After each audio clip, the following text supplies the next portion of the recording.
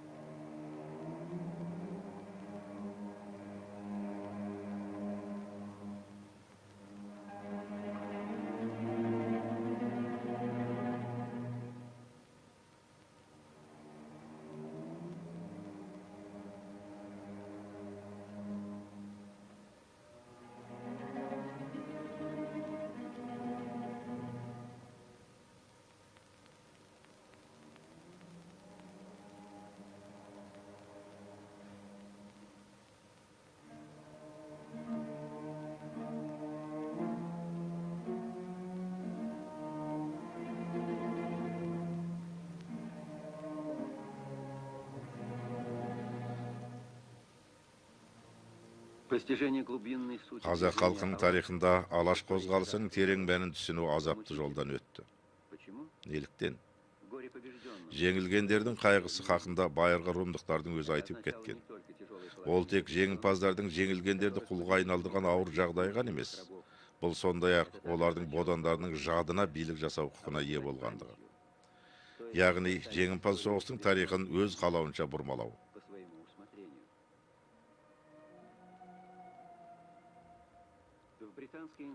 Британ энциклопедиясында Үндістанның ұлттық конгресінің негізін қалаушы Махатма Ганди туралы. Ол Ұлыбританияның Үндістандағы саясатының дағдарысы нәтижесінде жарыққа шықты деген жазуды оқисыз. Басқа сөз жоқ. Ал алаш туралы біздің энциклопедиялық анықтамалар не деп жазды? Бұл ескішіл феодалдық тәртіпті аңсайтын қазақ буржуазиясының ұлтшылдар тобының кадеттік ұйымы. Олар дербес республика орнатпақ болды. Сол сияқты қаралаулар. Бір сөзбен айтқанда кеңестік тарих Ресей империясының ұлт азаттық қозғалысын, оның басшыларын өзінің қас жаулары санады.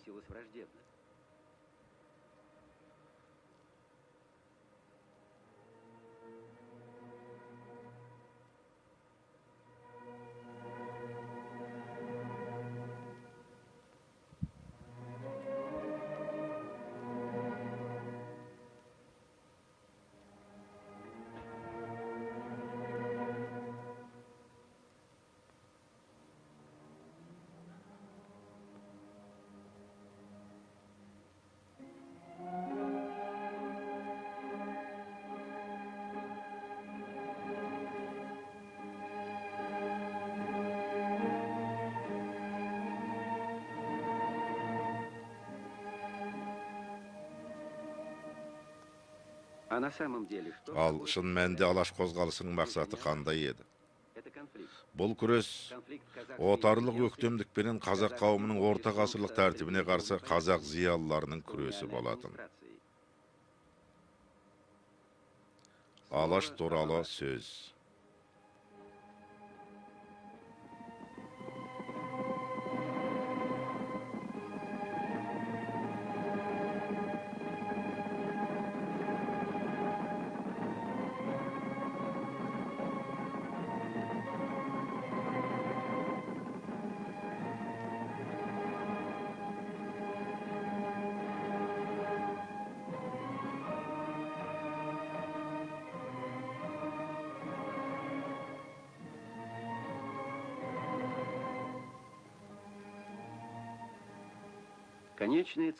Патшалықтың түпкі мақсаты қазақтың қазынаға тұнған кең байтақ жерін түгелдей иелену болатын. Ол мақсатты жүзеге асыру үшін Ресей патшалығы бірнеше кезеңді қамтитын саясат жүргізді. 1822-24 жылдары орта жүз бен кіші жүздегі хандықты жоюдың әкімшілік реформасы жүргізілді. Бұл іс жүзінде қазақтың мемлекеттігін жою болды.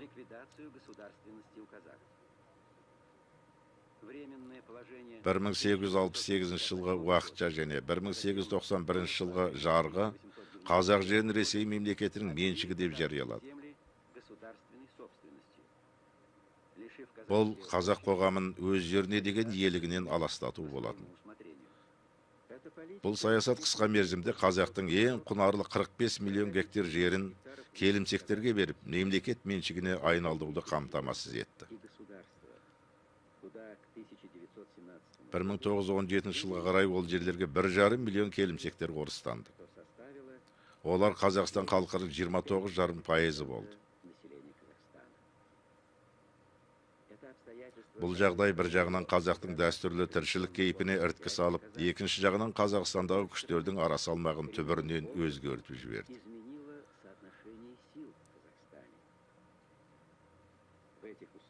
Мұндай жағдайда қазақтарға өз тәуелсіздік үшін күресуден басқа амал қалған жоқ болатын.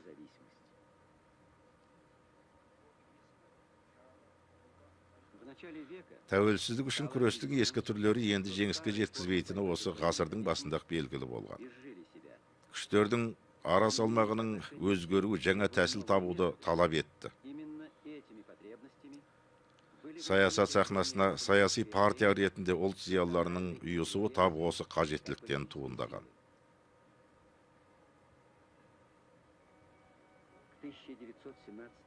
1917 жылы жоғары білімді дипломы бар қазақ зиялыларының саны 120 адам болды. Орта білімділердің саны 700 болатын. Ал қазақтың жастары Мәскеу, Петербор, Варшава, Қазан, Каир және Стамбулдың жоғарғы оқу орындарында білім алды. Әрине бәрінен бұрын оларды өзінің туған даласының, туған халқының тағдыры алаңдатқан болады. Осының өзі олардың қазақ жерінде жаңа өмір орнату үшін күрескерлік жолын таңдауына басты себеп болды.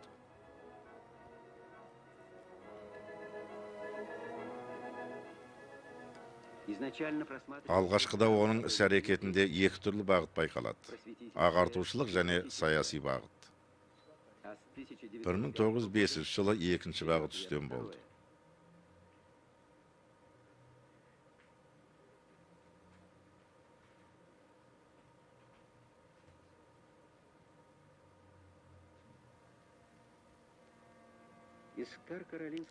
Ресей империясы министрлер кеңесінің төрағасына Қарқаралыдан 14 мың адам қол қойған талапқа жіберілген соң, екінші саяси бағыт беделді болды. Қалмақтармен болған ұзақ жылдар бойғы соғыста аталарымыздың қан төгіп жүріп алған отанын өз меншігім деп есептеуге қазақтар орыс бодандығына кіргенде бұл мемлекет халықтық меншікке қол салады деп ойлаған жоқ болады. Ал орыс үкіметі ешқандай дәлел себепсіз тек қана қара күштің озбырлығына басып, қазақтардың барлық жері мемлекет меншігі болып саналады деген заң шығарды. Соның салдарынан қоныстану қозғалыс жасалып, қазақтардың ең таңдаулы деген құнарлы жерлері келімсектерге беріліп, құм менен шөлі қазақтарға ғана қалды.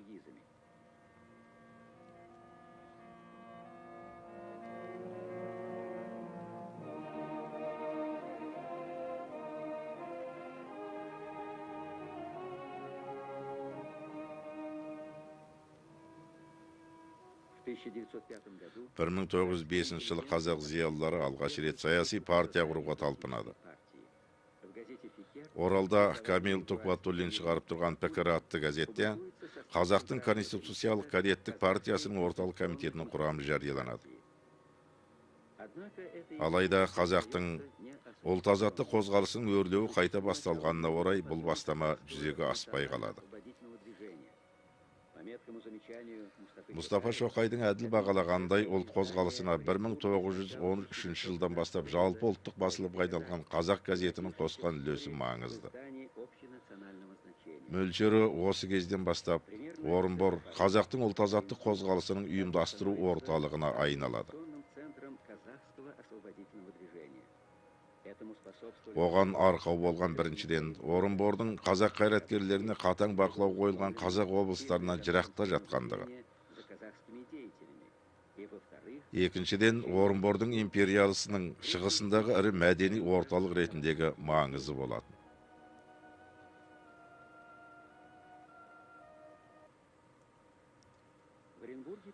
Орынборда жалпы империялық көлемдегі уақыт атты газет пенен кітаптар, олардың арасында қазақ кітаптары да басылып тұрды. Мұнда татар башқұрт мәдениетінің Фатих Каримов, Риза Фахриддинов және басқа да ірі қайраткерлері қызмет істеді. Осының барлығы отарлыққа қарсы әртүрлі қозғалыс топтарының бас қосуы Орынбор арқылы жүргізілуіне себеп болды. Бұл әрине имперлік күштерді қатты қауіптендірді. Сөйтіп пантуркизм, панисламизм туралы аңыз таратыла бастады. Ал шын мәнінде мемлекеттік думаның мүшесі Садри Мақсутовтың айтқандай, империяның өмірлік мақсаттарына нұқсан келтіретінде ешқандай пантуркизм, панисламизм жоқ болады. Бұл тек ұлт-азаттық қозғалысына қарсы күрестің жабайы ойдан табылған тәсілі болды. Сөйтіп, отарлық әкімшілік пантуркизмнің шабуылы туралы лақап таратып, жедел қоныстандыру саясаты менен айналысты.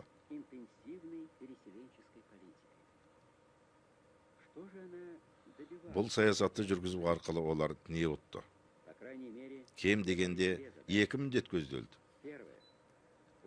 Біріншіден, ішкі губерниялардан келген орыстарды қоныстандыру арқылы жергілікті жерлерде әлеуметтік тірек орнату және біртіндеп орыстардың ара күшін көбейту.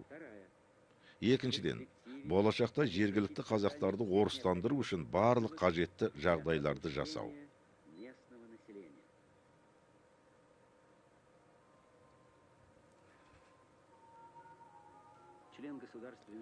Жалпыға танылған ұлт басшысы, мемлекеттік думаның мүшесі Әлихан Бөкейханов 1914 жылдың 23 қаңтарында Речь газетінде басылған мемлекеттік дума мүшелеріне жазған ашық хатында жергілікті қоныстандыру комитеттеріне үкіметтік орындардың берген нұсқауын келтірген.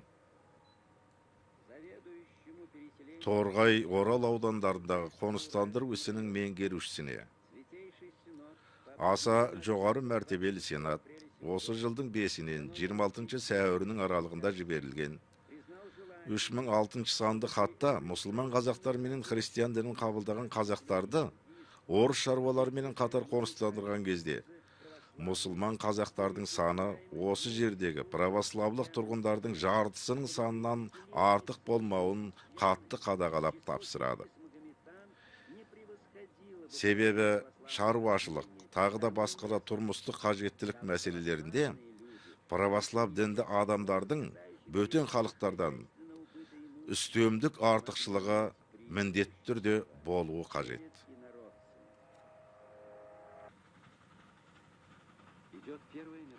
Жаһандық бірінші соғыс жүріп жатыр. Мемлекеттік дума соғыс министрі генерал Поливановқа қатардағы әскер қатарына қазақ жігіттерін алудың жолын қарастыруға жасырын түрде тапсырма береді. Соғыс министрі Поливановтың айтқандарынан: егер біз қазақтың жігіттерін әскерге дереу шақыратын болсақ, онда біз қазақтарды отырықшылық өмірге көшуін тоқтатамыз. Бұл қазақтардың артық жерлерін өзімізге ала алмай қаламыз деген сөз. Сондықтан біз туралы олардың ойлары жат, бөтен. Ал оларды қатардағы әскер қатарына шақыру, оларды соғыс өнеріне үйрету деген сөз. Біздің ойымызша оған әлі ертелеу.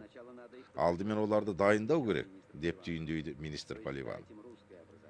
Яғни алдыменен орысша білім беріп, орыс мәдениетін сіңіру қажет.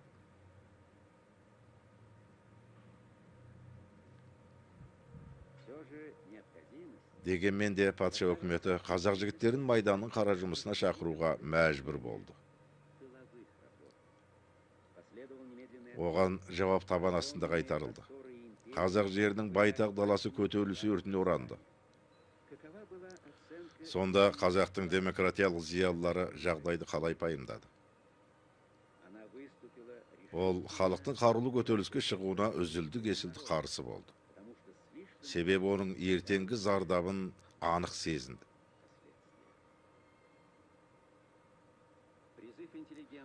Бірақ олардың патшаға қарсы қарулы көтеріліске шықпауға үндеген қарсылығын халық тыңдамады. Оның нәтижесі қара түнек қайғыға батырды. Жетісу облысында қазақ қырғыздарының 44 болысының өзіндегі 40 болысының адамдары босқынға түсті. Бұлар Малжары менен Қытайға қашқан, алдымен Орыстың, одан соң Қытайдың шекарашы топтарына томалған чирек миллиондай адамдар болады.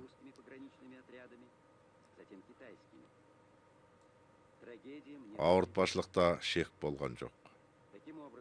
Осылайша 1916 жылы тәуелсіздік жолында күрестің тәсілдерін белгілеуде екі бағыт бір-біріне бетпе-бет келіп тұрды. Бірінші бағыт отарлық әкімшіліктің озбырлығына батырлар бастаған көтеріліспенен қарсы шығуды ұсынды. Ал екіншісі қарусыз, бейбіт, интеллектуалдық күрестің әдістерін бастау. Бұдан былай оқиғалар ұлт зиялылары бағытының дұрыстығын айқындап берді.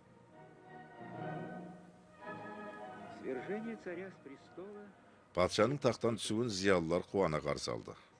Оған ұлт азаттық қозғалысы басшыларының бірі ұлы ағартушы Қазақ газетінің редакторы Ахмет Байтұрсынов куә.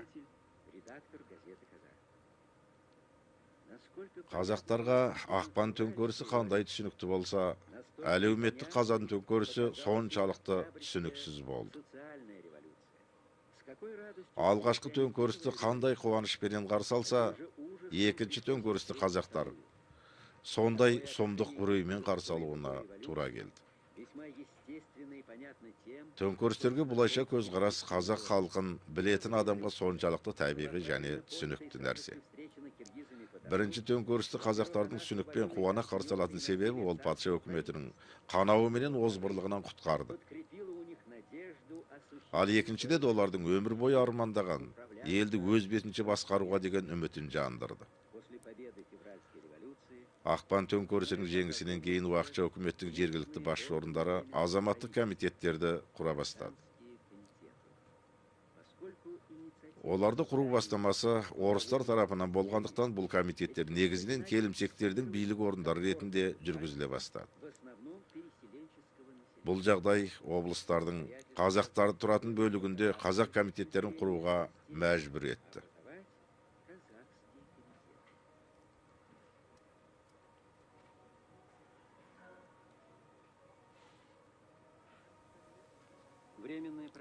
Ал уақытша өкімет болса қазақтың комитеттеріне аса сенімсіздікпен қарады. Өздерінің көзқарасы халыққа кең таралмауын қалады.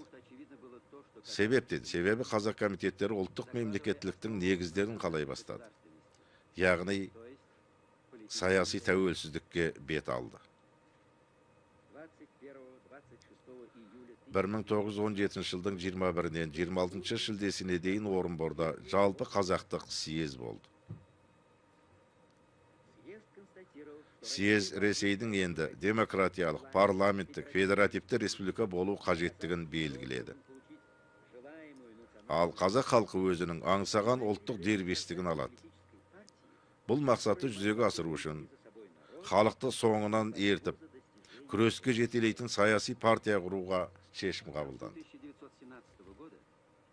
1917 жылдың соңына қарай Қазақстанда іс жүзінде ұлт азаттық қозғалысының 3 орталығы болды. Ол әрине орталығы Семей болған Шығыс Қазақстан, орталығы Жымпиты болған Батыс Қазақстан және орталығы Түркістан есептелген Оңтүстік Қазақстан. Жалпы қазақтық екінші съез биліксіздіктің толқыны мемлекеттің үлкен қалаларынан бастап ауылдарына дейін ойрандайтынын және оның қазақтар менен қырғыздар тұратын облыстарға да тарап қауіп төндіретінін ескертті. Съез бір ауыздан былай деп қаулы шығарды. Біріншіден, тамыры тереңнен тартылған бірегей өз жеріндегі көпшілік қазақ жұрты билік құратын облыстарды қамтыған, өз тілі, өз мәдениеті, өз тарихы бар жалпы аумақтық ұлттық автономия құру. Екіншіден, қазақ-қырғыз облыстарының автономиясын Алаш деп атау. Үшіншіден, автоном облыстардың аумағындағы жер асты және жер бетіндегі барлық байлығы Алаштың меншігі деп санау.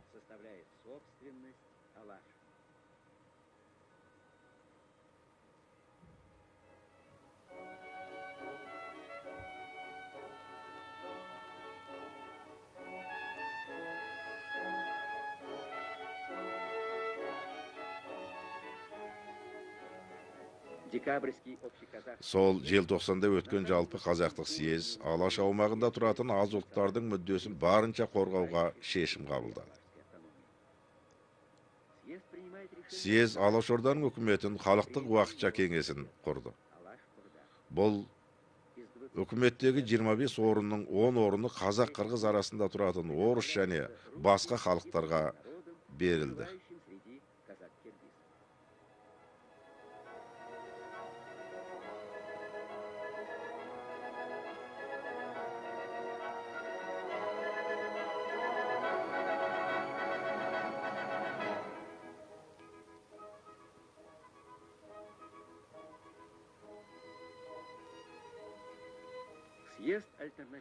Съез баламалық тәсілменен Алашорданың өзінің төрағасын сайлады.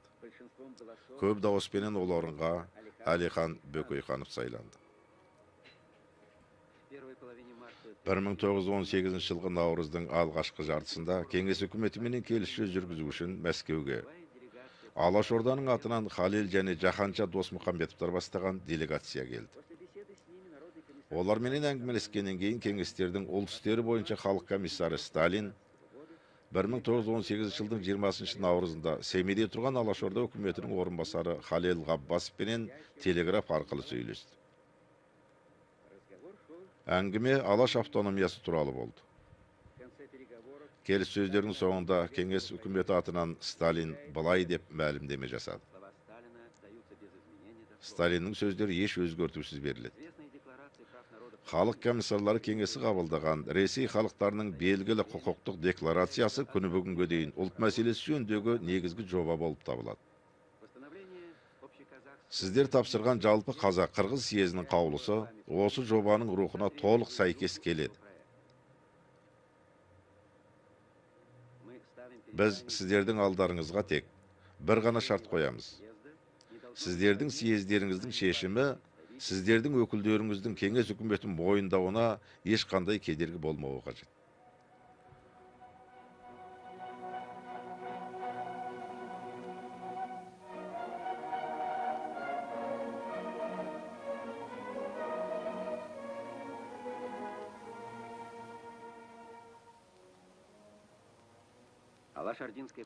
Алашорданың үкіметі кеңес үкіметін Ресейді мекендеген барлық халықтардың орталық органы деп мойындау туралы өздерінің шешімін қабылдады. Өз кезегінде және 11 баптан тұратын өзінің шартын ұсынды. Онда Алаш автономиясының заң шығару және атқару билігі Алашорда үкіметінің өзіндік қолында болады делінген. Ал облыстық кеңестер оған қолғабыс етеді. Алашорданың жауабын алғаннан кейін Сталин бұл мәселе туралы кеңес үкіметінің шешімін хабарлауға уәде береді. Алайда оған ешқандай жауап берілмеді.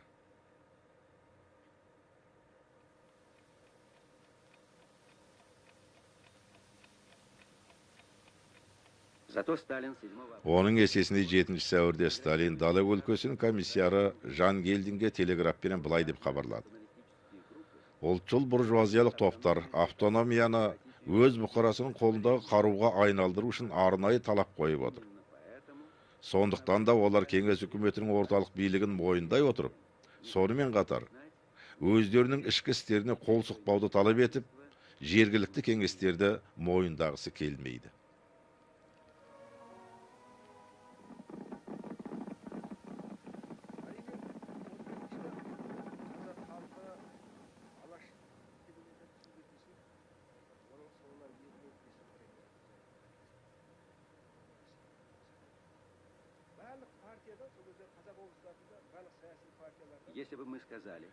Егер біз 17 жылы қазақ халқы өз басшыларын түсінбеді десек, онда тарихи шындықты бұрмалаған болар еді.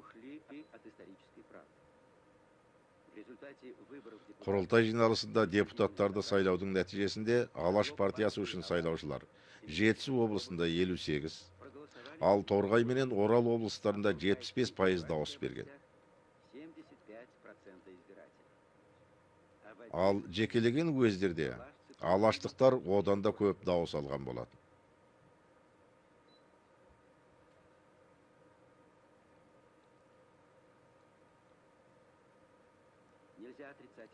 Оған қоса екінші бір жағдайлары ескермеге болмайды. Қазан төңкерісінен кейін қазақ қоғамына таптық тұрғыда ірткі салу үшін большевиктер тиімді үгіт насихат жұмысын күшейте түсті. Әлем тәжірибесіне көз салсаңыз, ұлттық және саяси тәуелсіздік жолындағы күрестің кезінде таптық мүдделер ешқандай маңызға ие болмаған. Мұндай жағдайда қашанға детінше алға шығатыны жалпы ұлттық, жалпы демократиялық міндеттер болуы қажет.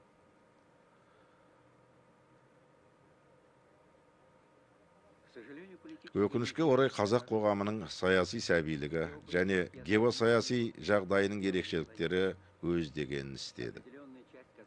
Қазақ қоғамының белгілі бір топтары большевиктерге ілесіп кетті.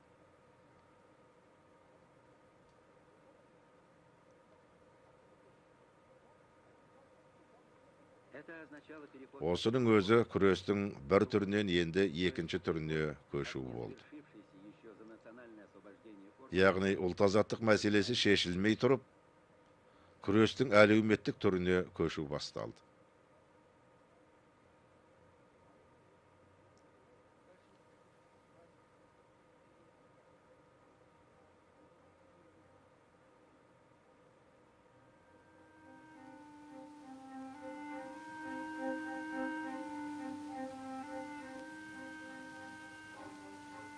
Заки Валиди, лидер национального... 1923 жылы шетелге жер аударылған башқұрт халқының ұлт-азаттық қозғалысының басшысы Заки Валиди Иран шекарасынан өтерінің алдында Лениннің атына мынадай хат жолдады.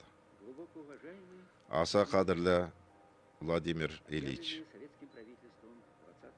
1917 жылдың 20 қарашасында жарияланған Кеңес үкіметінің шығысқа, Ресейдің барлық мұсылмандарына арнап, бұл халықтардың өзін өзі айқындау құқы Ресейдің құрамынан шығуына дейін бара алады деген үндеуі 1920 жылдың 19 мамырында қаулысыменен түбіріменен сызып тасталды. Осыдан кейін Ресейдің оңтүстік шығыс мұсылмандардың тарихында жаңа кезең басталмақ. Ресейдің өз ішіндегі күрес мұсылмандардың құқын қамтамасыз ете алмады. Бұл аса өкінішті. Сондықтан ендігі күрес халықаралық деңгейге ауысады. Менің ендігі ардақты міндетім осы халықтардың талабын әлемдік қоғамдастыққа жеткізу. Егер социализмнің идеялары империализмнің дәстүріндегі ықпалыменен олы ұлттардың қалауына қарай ойысатын болса, онда одан жақсылық күтуге болмайды деп Роза Люксембург өте дұрыс ескерткен. Сақ болыңыз. Жіберілген қателіктердің ең басында сіз өзіңіз ғана тұрсыз.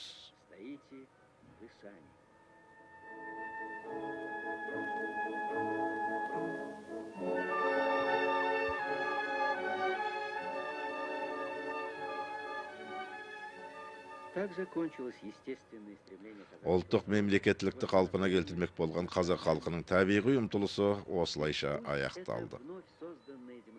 Жеке бастың бостандығына жасалған жағдай, баршаның бостандығы болған біздің жаңадан құрылған қоғам, барлық өмірін өздерінің қолдары жетпеген құндылықтарға, барлық халықтардың азаттық, теңдік және туысқандық жолындағы күресін арнаған ардақтыларға деген арнайы ескерткіш болсын.